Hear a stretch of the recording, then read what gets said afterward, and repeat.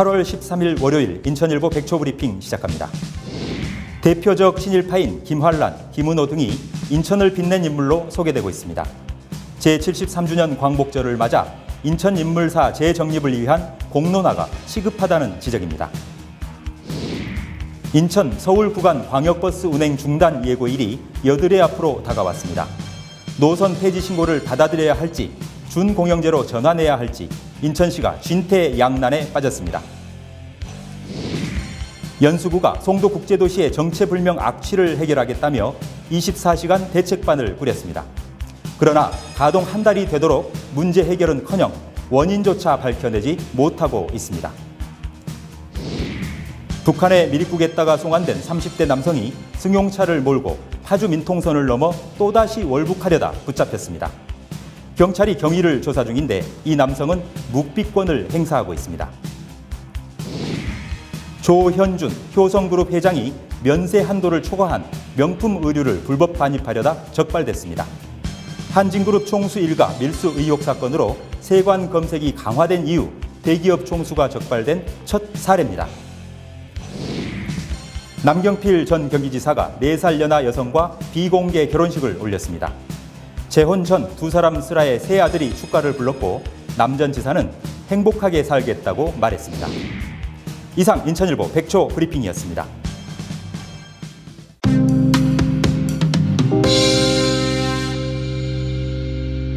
여러분 안녕하십니까? 8월 13일 월요일 인천일보 지면에 실린 주요 기사 살펴보겠습니다. 먼저 인천판 일면 종합면 기사 보시겠습니다. 대표적 친일파로 꼽히는 인물들이 많죠. 인천 출신 중에서도 이런 인물들이 있는데요. 이화여대 총장을 역임했던 김환란 여사, 또 김은호 등이 대표적입니다. 그런데 이런 인물들이 인천을 빛낸 인물로 장기간 소개돼 와서 논란이 일고 있다는 내용입니다. 제73주년 광복절이 코앞에 다가왔는데요. 인천시 홈페이지에 인천시가 인천을 빛낸 여성이라는 제목의 글을 실으면서 인천 출신으로 이화여대 총장을 지냈던 김환란의 업적을 칭송하는 내용을 5년 동안 실어왔었다는 내용입니다. 그런가 하면 인천시 홈페이지의 인천 역사 항목에서는 인천의 인물 소개를 하고 있는데요. 여기에 있는 명단에서도 김환란을 포함해서 또 다른 이 친일 반민족 행위자로 평가를 받고 있는 어진 화가, 그러니까 과거 임금의 초상화를 그렸던 화가인 김은호도 포함되어 있다고 합니다. 이와 관련해서 친일파가 인천을 빛낸 인물로 선정된 배경이 궁금하다. 그래서 이번에는 역사 바로 세우기 차원에서라도 이런 부분에 대한 공론화가 필요하지 않느냐, 이런 기사입니다. 같은 인천판 일면 톱 기사군요. 한번 보시겠습니다. 지난 금요일에도 소개해드렸습니다만 인천과 서울을 오가는 광역버스 모두 6개 업체가 운행 중인데요. 오는 21일부터 특단의 대책이 없으면 운행을 중단하겠다라고 예고를 했죠. 근데 예고한 지 이제 여드레 앞으로 다가왔습니다. 문제는 대책이겠죠. 인천시가 어떤 대책을 내놓을까? 지금 현재 인천시가 취할 수 있는 방안은 업체가 신청한 노선 폐지 자진 신고서를 수리하는 방법이 있겠고요. 그렇게 되면 광역버스는 이제 중단이 되는 것이죠. 그렇지 않고 반려를 하면서 업계가 요구하는 대로 광역버스, 이 광역버스 체제를 준공영제로 전환을 해서 예산을 보조해서 노선을 살리는 방법이 있겠습니다. 하지만 이 두 가지 모두 여의치가 않은 상황이어서 이래저래 인천시의 고민만 커가고 있다는 내용인데요. 인천, 서울을 오가는 광역버스는 지금 현재 모두 19개 노선에 259대가 운행이 되고 있어서 만약 중단 사태로 이어질 경우에는 출퇴근길 시민들의 큰 불편이 예상되고 있다는 내용 예고하고 있습니다. 이어서 인천판 19면 사회면 기사 살펴보시겠습니다. 인천 연수구가 송도국제도시에서 계속되고 있는 정체를 알 수 없는 이 악취 민원을 해결하겠다라면서 24시간 대책반을 꾸렸는데요. 이제 대책반이 운영된 지 한 달이 지나가고 있습니다. 하지만 이 대책은커녕 원인조차 규명을 못하고 있어서 실망을 받고 있다, 이런 내용입니다. 연수구는 직원 수십 명을 투입해서 현장에 출동시키기도 하고 또 시료를 분석하는 등 할 수 있는 모든 조치들은 다 하고 있지만 아직까지 원인 규명에는 실패하고 있다고 합니다. 참고로 연수구에서는 최근 3개월 동안 무려 723건의 악취 집단 민원이 발생했는데요. 도대체 어디에서 악취가 발생하는지, 이 악취를 어떻게 제거해야 되는지 이 부분에 대해서는 계속 논란이 계속될 것으로 보입니다. 어제 아침에 있었죠. 북한의 미리국에다가 송환됐던 30대 남성이 자신의 승용차를 몰고 민통선을 넘어 또다시 월북을 시도하다가 붙잡혔는데요. 어쩐 사연일까요? 어제 아침 7시 반이었죠. 이 파주시 문산읍 마정리 통일대교 남단에서 34살 S씨가 자신의 SUV 차량을 몰고 민통선인 통일대교 남단을 넘어서 북쪽으로 달아났습니다.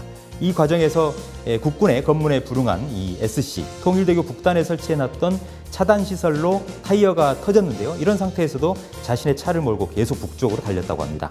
통일대교에서 무려 6km나 떨어진 이 저수지 부근에서 JSA 이 병력에 검거가 됐는데요. 당시 서 씨는 음주운전은 하지 않았던 것으로 전해졌고요. 즉시 군은 이 S씨의 신병을 경찰에 인계했습니다. 하지만 S씨는 현재 묵비권을 행사하고 있어서 자세한 경위를 조사 중이라고 하는데요. 앞서 S씨는 지난달 중국을 통해 북한으로 불법 입국하다가 적발돼서 16일 동안 북한 당국에 억류돼 있다가 인도적인 차원에서 판문점을 통해서 이달 7일 남쪽으로 송환된 바 있습니다. 6면 경제면 기사 살펴보지요. 대기업 관련입니다. 조현준 효성그룹 회장이 면세 한도를 초과한 명품 의류를 불법 반입하려다가 세관에 적발됐다는 소식인데요. 대기업인 효성그룹의 이미지에 먹칠을 하게 된 결과입니다. 인천본부세관에 따르면요, 지난달 해외 출장을 마치고 홍콩에서 인천국제공항을 통해서 입국하던 조 회장이 면세 한도를 초과한 명품 의류를 세관 신고 없이 반입하려다 검색에 걸렸는데요. 당시 적발된 의류는 명품 티셔츠 11점이었고요. 구입 가격은 미국 달러화로 2,000달러라고 합니다. 대기업 총수치고는 큰 비용은 아닌데요. 왜 이 관세 신고를 하지 않았을까요? 얼마 되지 않은데 이 미미한 관세 납부를 회피하려는 거 아니냐, 이런 비난을 사고 있습니다. 한편 관세청은 지난 6월이었죠. 이 항공사의 대기업 총수의 휴대폰 대리운반 의전 서비스를 전면 중단했고요. 세관 검사도 대폭 강화한 상태입니다. 그 이후에 발생한 최초의 대기업 총수의 불법 반입 적발 사례가 되겠습니다. 네, 끝으로 경기판 3면 종합면 기사 살펴보시겠습니다. 지금은 현직 정치에서 멀리 거리감을 두고 있는 주인공이죠. 남경필 전 경기지사 관련 소식이 눈길을 끕니다. 지난 금요일, 그러니까 10일 경기도 내 한 교회에서 가족들만 참석한 가운데 조촐하게 비공식 결혼식을 올려서 화제가 되고 있는데요. 그 대상은 누구였을까요? 4살 연하의 여성인데 같은 교회에 다니는 성가대에서 사랑이 싹텄다고 합니다. 당시 결혼식장에는 가족들만 모였는데 남경필 전 지사의 두 20대 아들이 있고요. 또 이번에 같이 재혼하게 된 상대방 배우자의 20대 아들이 있었다고 하는데 이 양측의 세 아들이 모여서 축가를 불렀다고 하는군요. 남 전 지사는 자신의 페이스북에 결혼 사실을 밝히면서 앞으로 행복하게 살겠다, 축복해달라, 이런 글을 남겼습니다. 한편 이 남 전 지사는 지난 2014년 전 부인과 협의 이혼한 바 있습니다. 인천일보 주요 기사를 정리해드리는 오늘의 인천일보는 여기까지입니다.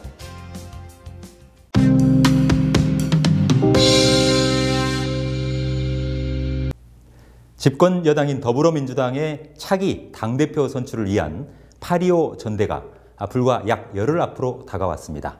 열기가 후끈 달아오르고 있는데요.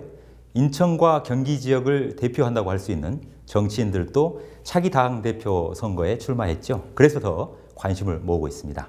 오늘 이슈 톱파보기 이 시간에는 더불어민주당 차기 당대표 선거 어떻게 될지, 또 지금 현재 판세는 어떤지 전문가 모시고 말씀 나눠보도록 하겠습니다.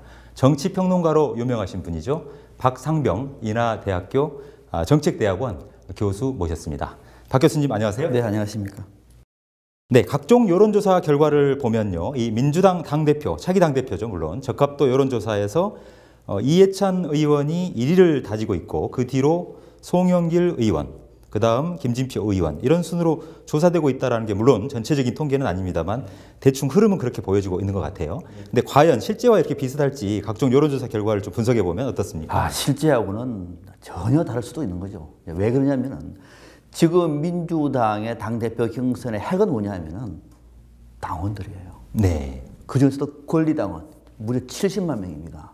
자, 이 사람들은 왜 그러냐면은 당에서 충성도가 가장 높고 문재인 대통령이 대선 과정을 거치면서 한 20만에서 거의 2배 정도가 늘은, 아니 3배 정도가 늘은 그런 권리당원의 전략적인 투표는 아직 아무도 몰라요. 네. 여기서 판세가 갈라질 것이고, 이번에 보니까 권리당원의 비율이 ARS 비율이 무려 40%입니다. 나머지 더 큰 45%는 대의원의 현장 투표이기 때문에 대의원은 다 나눠집니다. 네. 대의원은 뭐 지구당 위원장이라든지 또 당의 당연직들 많습니다만 그거 빼고 나머지 전략적인 투표를 제일 잘할 수 있는 권리당원 70만 명의 향배는 알 수가 없는 거죠. 또 이 사람들은 전략적인 투표를 하는 사람들이거든요. 그러면 막판에 표 한 군데 쏠려버리면 전혀 다른 결과가 나올 수가 있기 때문에 지금까지 여론조사만 보고 뭐 누가 앞서고 있다 이렇게 말하기는 좀 어려운 것 같은데 뭐 당에서는 뭐 1강 또는 2강 또는 뭐 이렇게 보고 있는 것 같습니다만 이거는 사실은 큰 아직 의미가 없습니다. 아, 그렇군요. 가장 중요한 건 권리 당원들이 어떤 전략적인 판단을 내릴 것인가. 그렇죠. 네. 여기에 변수가 있다 이런 분석이신데요. 그럼에도 불구하고 더불어민주당 이 관계자들의 관측을 좀 종합해 보면요. 현재 차기 당대표 경선 판세는 조금 전 약간 언급하셨습니다만 2강 1중 또는 1강 2중 뭐 이렇게 의견이 모아진다 이런 분석도 있는데 이런 건 전혀 의미가 없다고 봐야 될까요? 뭐 전혀 의미가 없다고 판단하기는 아직은 좀 이르긴 합니다만 왜 그런 얘기가 나오냐면은 이해찬 후보가 어떤 사람입니까? 80년대 정치를 해서 우리 대한민국 정치, 현대 정치에 살아있는 전설입니다. 그리고 또 친노 핵심 좌장입니다. 네. 그분이 나왔는데 이거는 뭐 누가 보다도 일각이 될 수가 있는데 그죠? 또 하나가 김진표 후보 같은 경우에는 당의 대표적인 경제통입니다. 네. 그리고 친문 범죄 안에 드는 사람이에요. 네, 정책 브레인이기도 하고. 정책 브레인이고요. 네. 거기다가 또 수도권에서 나름대로 이만한 리더십을 갖고 있는 사람이 별로 없습니다. 상당히 막강한 인물이죠. 역시 일강이 될 수가 있는 것이고. 또 송영길 후보는 어떤 사람입니까? 인천에서 지역구를 가지고 호남 출신으로서 486 그룹에 지금 586이 됐습니다만 리드입니다. 그렇습니다. 예, 사선이고요. 사선이고 네. 인천시장 출신입니다. 예. 그러니까 그런 경험을 했고 또 더더욱 제일 젊은 축이다 보니까 이번 분위기에 민주당 지도부 한번 바꿔봅시다. 좀 더 젊은 사람으로 갑시다. 라고 막판에 바람이 불면은 알 수가 없는. 그러니까 누가 보더라도 이제 다 만만치 않은 후보들인데 전체적으로 당의 이제 의원들과 또는 지구당 위원장들의 지역위원장들의 흐름을 보니까 그래도 친노 또는 친문 자장이라고 하는 아무튼 이해찬 후보 사람이 많더라. 일강이구나. 그 뒤를 보니까 김진표 후보, 송영길 후보가 따라가는 분위기다 보니까 1강, 2중 지금 이렇게 하고 있는 거거든요. 네. 그러니까 이거는 초반 판세에 불과한 것이고 전체적인 인지도 조사에 불과한 것이고 앞으로 이제 각 지역을 돌면서 토론회를 하고 또 좀 더 선거제 본격화되면은 판세는 전혀 달라질 수가 있다. 막판에는 앞서 말씀드린 것처럼 권리당원의 표시 한 곳으로 쏠려버리면은 전략투표 결과가 나타나면은 의외의 결과가 나올 가능성도 굉장히 농후하다 이렇게 봐야 되겠습니다. 네, 지금까지 발표된 여론조사는 사실 그 전 당원들을 대상으로 한다기보다는 일반 국민들을 상대로 한 측면이 강하기 때문에 국민들의 눈높이에서 국민들이 바라는 차기 당대표의 상이 맺혀져 있을 가능성이 높고 그렇지만 권리당원을 중심으로 한 상당수 당원들은 매우 전략적인 투표 성향을 보일 가능성이 있기 때문에 언제든지 판세는 요동칠 수 있다. 그렇습니다. 이렇게 봐야 되겠군요. 네, 이제 선거가 이제 종반으로 치닫고 있지 않습니까? 네. 이 세 후보 각자의 공약 또는 필승 전략이라 해야 될까요? 이런 부분들은 어떻게 정리를 해볼 수 있습니까? 참 이번에 특징적인 것이요. 이전에 민주당 당대표 경선하면은 나름대로의 차별성이 분명했습니다. 나름대로 과거에는 보면은 이를테면은 손학규 당시의 후보 또는 문재인 후보 또는 뭐 이번에 추미애 후보 네. 등등 관련해서 후보들이 나와서 당선될 때 보면은 선이 분명했거든요. 그래서 전체적인 판세가 예상 가능했어요. 과거에 대표적으로 문재인 후보와 박지원 후보가 싸웠을 때 그때만 하더라도 친문 또는 친노, 비노 뭐 이런 것이 있었는데 지금은 그런 게 없어요. 네, 대립 전선이 모호한 그렇습니다. 그러다 보니까 도대체 어떻게 된 거야? 그래서 앞서 제가 권리당원의 표심을 말씀드렸는데 그래도 좀 나름대로 차별성 있는 걸 짚어보면 송영길 기호 1번이죠. 송영길 후보 같은 경우에는 역시 시장을 지낸 젊은 후보가 제일 강점인 것 같고 네. 호남 출신이라고 하는 강점이 또 있습니다. 적어도 이 정부는 호남과 함께 갔던 정부 아닙니까? 그런 강점이 있는 것이고 또 기호 2번이 김진표 후보 같은 경우에는 관료 출신으로서 경제통입니다. 네. 여기다가 또 친문의 지지를 많이 받고 있어요. 네, 실제로 DJ 정부 시절에도 경제부총리도 하지 않았습니까? 교육부총리. 교육부총리 했었죠. 네. 네. 또 경제와 관련돼서도 지금 문재인 정부에서도 가장 중요한 정책 조언자고 그러다 보니까 앞으로 이 정당이 경제로도 가야 된다. 경제가 위험하다고 하면 이쪽으로 쏠릴 수도 있는 거죠. 네. 또 이번에 이제 이재명 경기지사와 관련해서 나름대로 이렇게 대치 전선을 거면서 나름대로 주목을 받고 있는 그런 인물이고 이해찬 후보 같은 이제 기호 3번인데 이해찬 후보 같은 경우에는 강력한 리더십을 얘기를 했습니다. 이해찬 하면 좀 강력하죠. 인상부터 아주 강력합니다. 네. 그래서 앞으로 이제 문재인 정부 집권 2년차, 3년차에 확실하게 당을 챙기고 다음 총선에서 제1당으로 완전하게 만들어 놓은 다음에 정권을 재창출해서 진보 집권 20년을 꾸릴 사람은 내밖에 없다. 그 리더십이 누구냐? 이해찬이다. 또 이렇게 나오고 있는 거죠. 그래서 이런 거 정도 가지고 지금 약간의 차별성을 가지고 고민을 했을 때 당원들이 이번에 민주당 대표는 누가 책임지다 판단할 것 같아요. 아직까지 이런 정도의 약간 차별성을 우리가 참고해 볼 수가 있겠습니다. 그럼에도 불구하고 미세하게 이 세 후보 간의 날선 그 공방 또 감정의 골도 생기는 측면이 있는 걸로 보도가 되고 있는데요.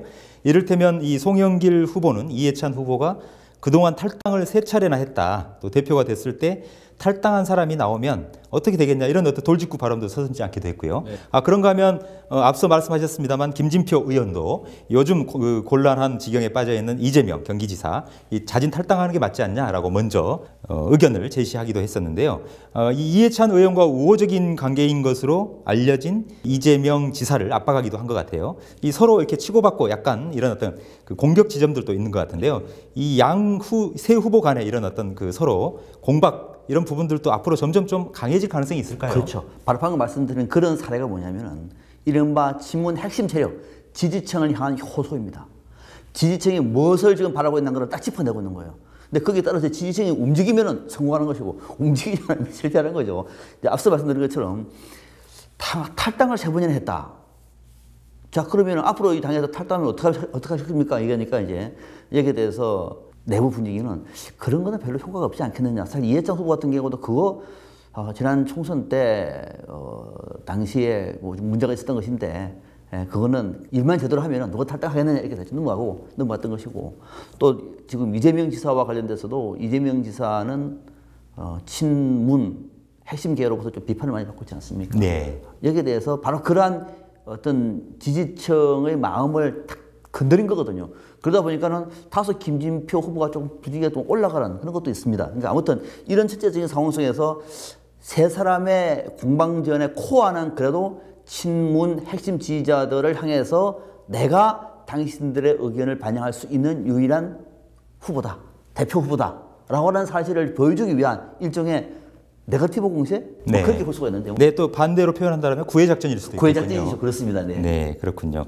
아무튼 이번 선거에서 특이한 점은 이 인천 경기 지역을 대표하는 수도권 지역에 유력한 이 정치인이 차기 집권 여당의 당대표로 2명이 한꺼번에 나왔다는 부분도 굉장히 주목을 끌고 있는 것 같고요.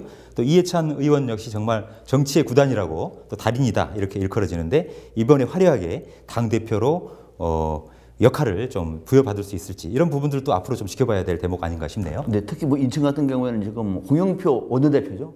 만약에 송영길 후보가 당대표가 되면은 집권당의 원내대표와 당대표가 인천 인천이에요. 출신 의원들이 모두 그럼요. 이거는 우리 헌정사상 처음이죠. 네. 그래서 아마 인천의 시청자분들은 그런 생각을 하고 있을지 모르겠습니다만 그러나 인천만의 선거가 아니기 때문에 최종 결과는 좀 더 지켜봐야 되겠습니다. 네.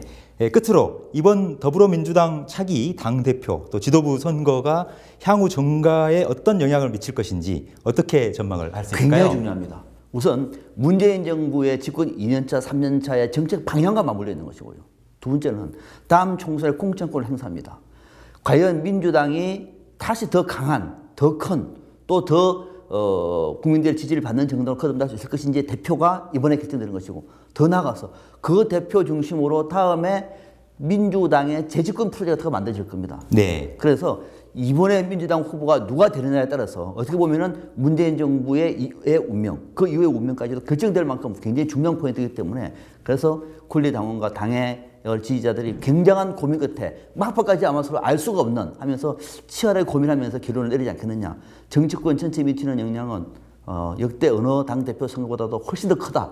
이렇게 판단할 수가 있겠습니다. 네, 지금 현재 집권 여당인 더불어민주당으로서는 굉장히 사활이 걸렸고 정권의 운명이 걸렸다 이렇게 볼 수도 있겠군요. 네, 그렇습니다. 매우 중요한 선거다. 네, 그것 자체가 또 향후 여야 정계 개편이랄지 또 정치 지형을 형성하는 데도 큰 영향을 미칠 수 있기 때문에 매우 중요한 어떤 선거가 되겠군요. 물론입니다. 네. 네, 잘 알겠습니다. 다음번에 한번 기회를 만들어서 보다 더 자세한 얘기를 심도 있게 나누기로 하고요. 오늘 출연해 주셔서 대단히 감사합니다. 네, 고맙습니다.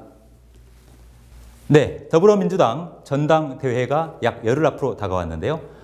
더불어민주당 차기 당대표 선거에 출마한 송영길, 김진표, 이해찬 세 후보의 다툼 그리고 향후 전망까지 두루 살펴봤습니다. 오늘 도움말 주신 분 정치평론가 박상병 인하대학교 정책대학원 교수였습니다.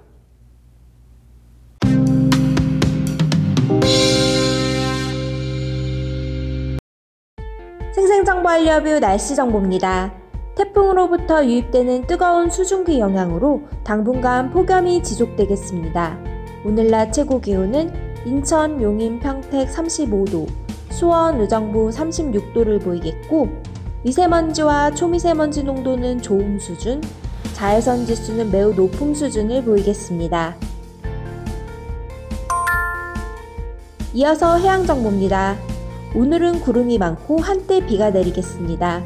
바람은 서해 중부 앞바다 초속 6에서 9m, 물결은 최대 1m를 일겠고 서해 중부 먼바다 초속 8에서 12m로 불며 물결은 최대 2m로 일겠습니다. 오늘의 한마디. 현재의 위치가 소중한 것이 아니라 가고자 하는 방향이 소중하다. 올리버 웬델 홈즈. 이상 생생정보 알려뷰였습니다. 지금까지 8월 13일 월요일 인천일보TV 뉴스였습니다. 저희는 더욱 알찬 뉴스로 내일 아침 찾아뵙겠습니다. 감사합니다.